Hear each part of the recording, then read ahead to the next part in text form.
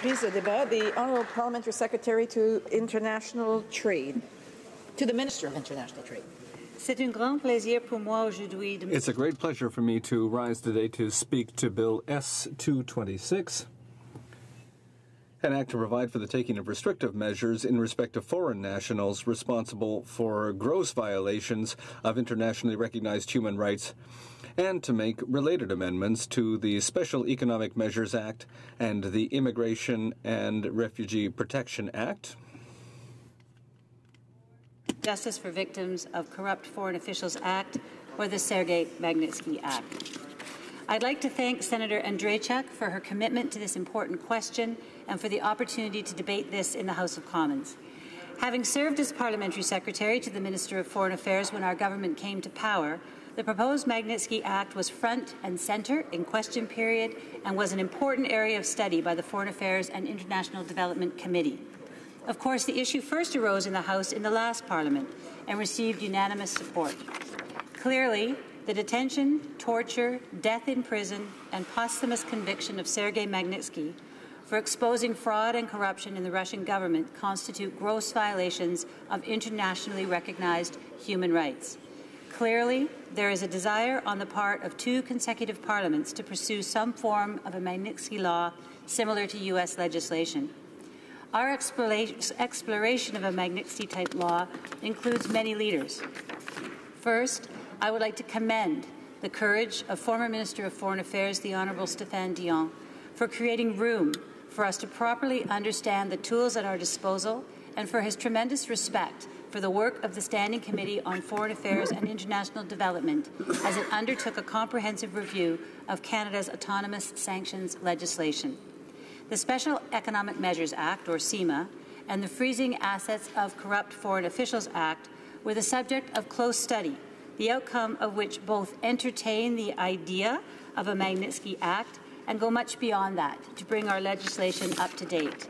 I think it's important for Canadians to understand how the parliamentary process can work and does work in the best interests of our safety and security and in defence of human rights around the world.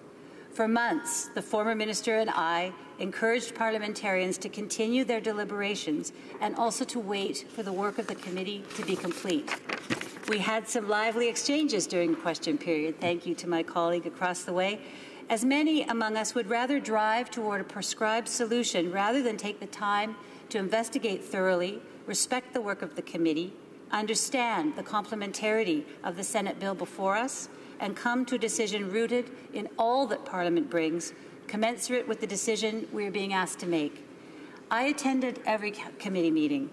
We learned that Canadians believe that sanctions are an important tool and that there is currently no mechanism that includes a way to impose sanctions in response to gross violations of human rights. We learned that the Government of Canada underfunds its ability to enforce sanctions and that there is room for improvement if we are to be truly effective. And thirdly, we have an enhanced regard for the seriousness of a Magnitsky-type list. Who is on a list? How do you get on a list? How do you get off this list? The Foreign Affairs Committee report discusses the need for improved transparency and protection of procedural rights of individuals listed under Canada's sanctions regime. Madam Speaker, this bill has been inspired by a particular case in a particular country. The case of Sergei Magnitsky is but one example of systemic violations of human rights and impunity for perpetrators. All victims of gross human rights violations and abuses deserve justice. However, the Senate and House of Commons are deeply concerned about the Magnitsky case and the state of human rights and the rule of law in Russia today, as are highly credible human rights organizations globally. Human Rights Watch reports that today, quote, Russia is more repressive than it has ever been in the post-Soviet era. Using a wide range of tools, the state has tightened control over free expression, assembly, and speech, aiming to silence independent critics, including online, unquote.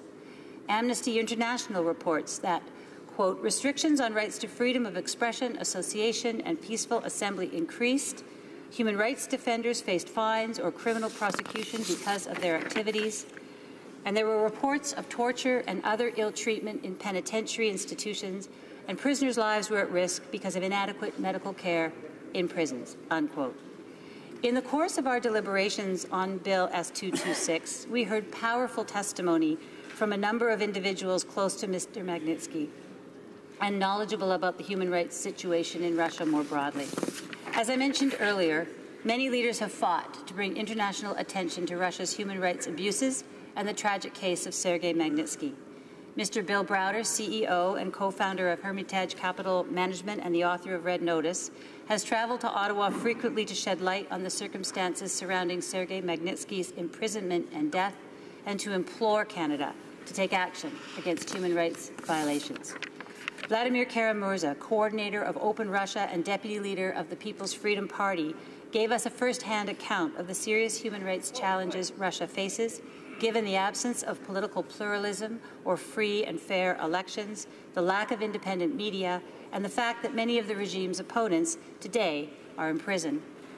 Ms. Zhana Nemtsova spoke to the committee. She's a Russian journalist and activist. Her father, Russian opposition politician and statesman Boris Nemtsov, was assassinated in the heart of Moscow in 2015, just hours after appealing to the public to support a march against Russia's war in Ukraine. Ms. Nemtsova's testimony for all of us was courageous and heartbreaking. Canadian parliamentarians have not remained silent over Russia's behavior.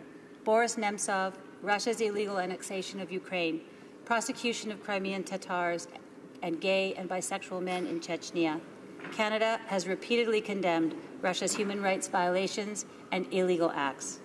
Madam Speaker, the Government of Canada will not solely use sanctions to solve all human rights abuses and violations. We will pursue a comprehensive approach from multilateral and bilateral engagement to development assistance to trade policy to find the best and most effective response. My final recognition and deep appreciation on behalf of all Canadians is to the Honourable Irwin Cotler, who has stuck with this, of course. Victims of gross human rights violations and abuses deserve justice.